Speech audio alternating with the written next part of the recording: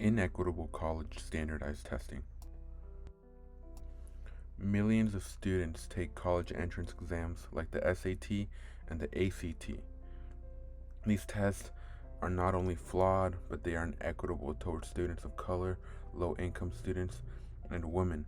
Students' lives are changed every time they take these tests, but Americans seem to not even care. Latino, Latina, and African American students repeatedly scored the lowest on college standardized tests. According to Jennifer T. Cates and Scott E. Schafel, minority students receive the least amount of test preparation and college preparation coursework. There is often bias in college standardized testing that promotes the success of white students. Students of color are automatically at a disadvantage before they even arrive at a testing site. As you can see in the graph, race is a variable in predicting the difference in ACT scores. However, this shouldn't be the case. Race should not be a variable. A shocking fact that Cates and Schafel also provide is that Latino and Latina students enroll in four-year colleges at half the rate of white students. Poverty in the United States is a huge issue, and it's something that millions of Americans deal with every day. The poverty line for a family of four is an astonishingly low $25,700.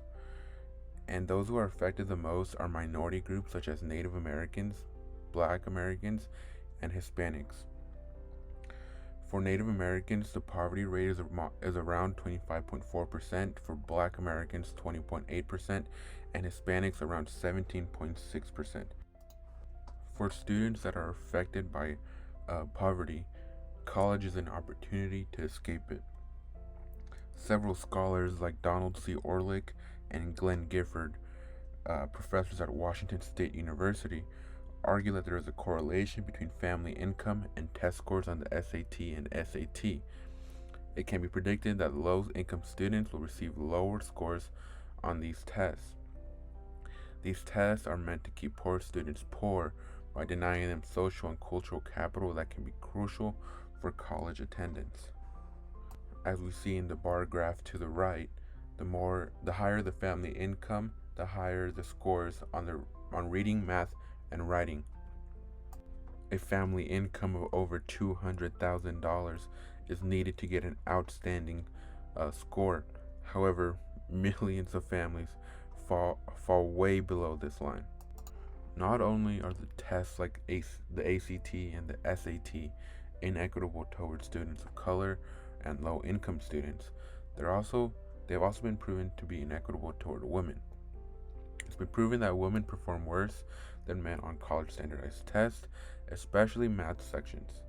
When this happens, this leads to a gender gap in STEM fields. According to Stephen Orns, an accredited writer for science and math, women make up around 47% of the entire workforce. However, they only hold about a quarter of STEM-related jobs. In conclusion, college entrance exams like the SAT and ACT have proven time and time again to be highly inequitable, specifically towards minority students, low-income students, and women.